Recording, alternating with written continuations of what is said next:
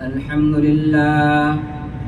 عن أبي بكر رضي الله تعالى عنه قال قال رسول الله صلى الله عليه وسلم كن عالما أو متعلما أو مستمعا أو محبا ولا تكن خامسا فتهلك رواه الطبراني. আল্লাহ রাসূল সাল্লাল্লাহু আলাইহি ওয়াসাল্লাম ইরশাদ করেছেন, আলিম হও কিংবা তালেবে ইলম হও, অথবা তাদের নিকট হতে শ্রবণকারী হও, কিংবা অন্তরে তাদের ভালোবাসো, কিন্তু পঞ্চম হয়েও না, তাহলে ধ্বংস হয়ে যাবে। কেননা বর্তমান সময়ে আমরা সে সময়ে আছি, কেননা আজ বর্তমান সময়ে আলেম উলামা আছে, কিন্তু আমরা যে নবীর উম্মত হুজুর সাল্লাল্লাহু আলাইহি ওয়াসাল্লামের সেই নবী আজ আমাদের কাছে নেই, বা আমরা সেই নবীকে দেখিনি। আমরা সেই নবীর ব্যাপারে কানে শুনেছি বা কিতাবে পড়েছি, আলেম উলামাদের মুখে শুনেছি।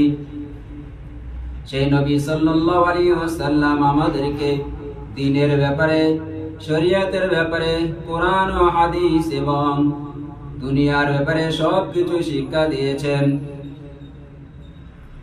তো বর্তমান সময়ে নবী নেই, কিন্তু আল্লাহ তাবারক ওয়া তাআলা তার হাবিব সাল্লাল্লাহু আলাইহি ওয়াসাল্লামের কাছে যে জিনিসটা দিয়েছিলেন, যে জিনিসটা দিয়েছেন, ইলমে নবুয়ত, ইলমে নূর, সেই ইলমে নূর, ইলমে নবুয়ত উলামায়ে কেরামরা কষ্ট করে সেই ইলম হাসিল করার পরে তারপরে উলামায়ে দ্বীনদের মধ্যে শামিল হয়েছেন। কারণ অন্য জায়গায় আল্লাহ রাসূল সাল্লাল্লাহু আলাইহি ওয়াসাল্লাম বলেছেন, আল উলামা ওয়ারাসাতুল আম্বিয়া,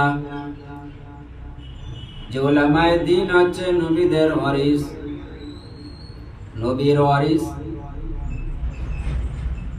আজ বর্তমান সময়ে নবী নেই, কিন্তু আমি যদি মুসলমান হই, আল্লাহর বান্দা, হুজুর সাল্লাল্লাহু আলাইহি ওয়াসাল্লামের উম্মত হই, তা আমি এই উলামায়ে দ্বীনদেরকে সম্মান করব, উলামায়ে দ্বীনদেরকে কদর করব, উলামায়ে দ্বীনদেরকে ভালোবাসবো।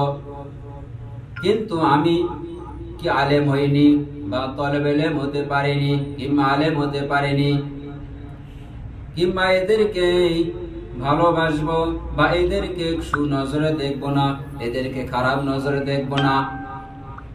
আমি যদি এর উল্টোটা করি, অর্থাৎ যদি 5 নম্বরে যাই, যে উলামায়ে দ্বীনদেরকে বিরোধিতা করা, উলামায়ে দ্বীনদেরকে ভালো না বাসা, উলামায়ে দ্বীনদেরকে ভক্তি না করা, উলামায়ে দ্বীনদেরকে খারাপ নজরে দেখা, তাহলে কি হবে? আমি দুনিয়ায়, আমার দুনিয়া ধ্বংস এবং মরণের পর আবাদান আবাদান জিন্দেগি, সেটাও আমাদের থেকে দূরে সরে যাবে।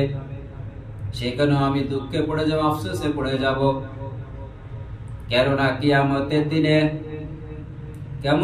কিয়ামত এমন একটা ভয়াবহ দিন, সেই দিনে সমস্ত বান্দা বা বান্দিরা ইয়া নফসি ইয়া নফসি ইয়া নফসি করবে। কিন্তু সেই সময় একজন মানুষ, অর্থাৎ আল্লাহ রাসূল সাল্লাল্লাহু আলাইহি ওয়াসাল্লাম নিজের চিন্তা করবেন না, নিজের পরিবারের চিন্তা করবেন না, যে আমার উপায় কি হবে, আমার পরিবারের উপায় কি হবে, তিনি এ চিন্তা করবে না।